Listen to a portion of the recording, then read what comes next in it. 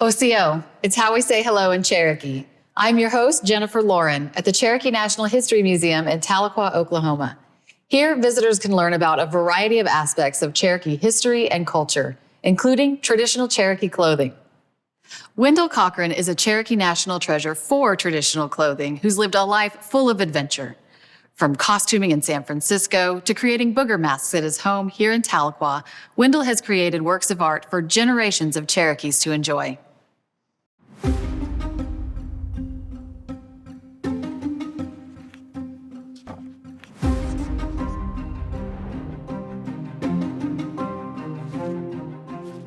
I don't think that anybody today ever understands what being a craftsman means as an artist, because it has to do with fulfilling your personal goals, your passions, and it's also fulfilling the needs of the community people that you work with.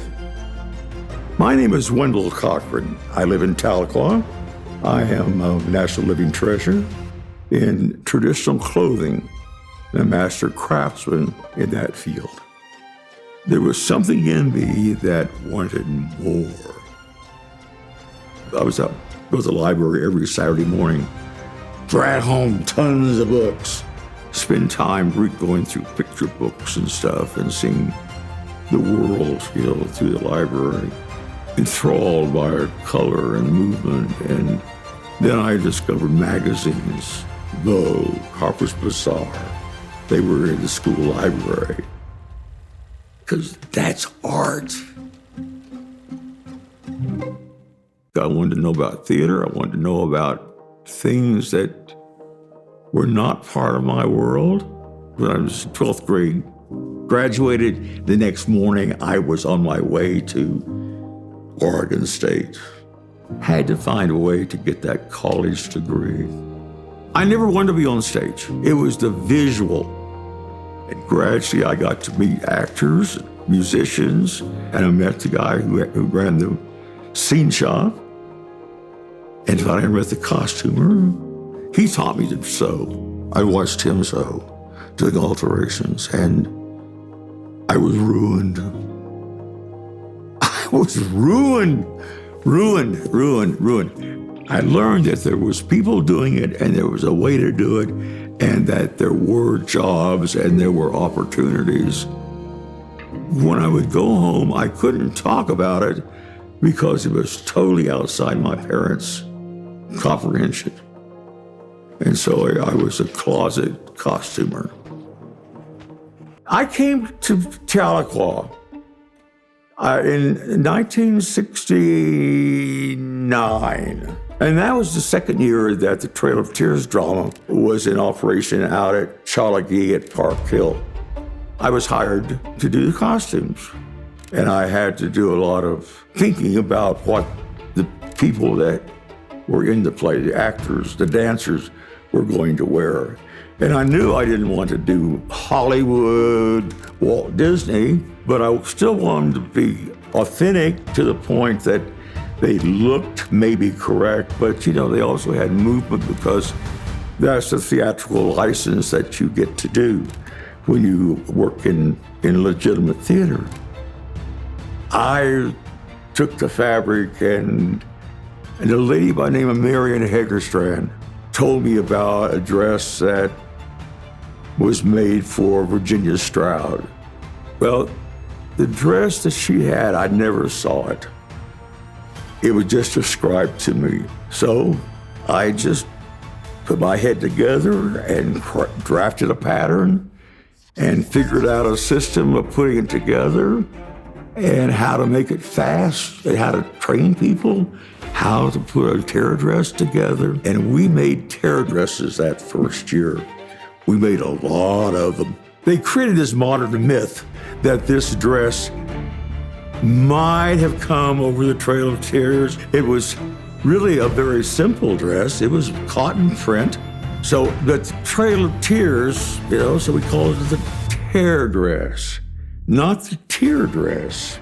So I've had to correct people when they go, oh, the tear dress. No, it's the tear dress because it was made without using scissors, except around the neck perhaps, but it was just snipped, cut, and torn. You tear all the pieces. They're all squares and rectangles. I wrote the official definition of a tear dress, and that's been followed pretty much consistently and thoroughly through the years. I'm proud of that. Really, truly proud of that. I sort of slacked off doing it for pay. I had other things to do until the children's choir. They called me and said, we need to put these kids in something, And I said, well, let's put them in tear dresses and the boys in ribbon shirts. And as the designer, I said, you know what? Rather than make them all a different color, let's make them all some shade of red. And I remember the first night I saw the choir in total, standing on stage and the lights coming up, it ignited in a flame of color. And I thought, I did that. I did that for them.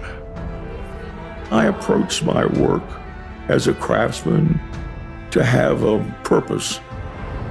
It's my passion, but I wanted to pass that on.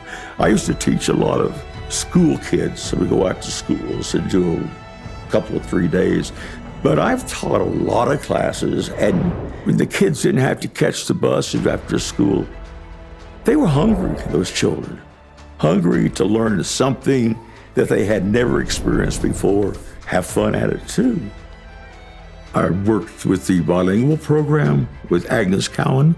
I wrote history lessons for 6th, 7th, and 8th grade students. I wrote books that could be used in the libraries. I wrote a book on medicinal herbs.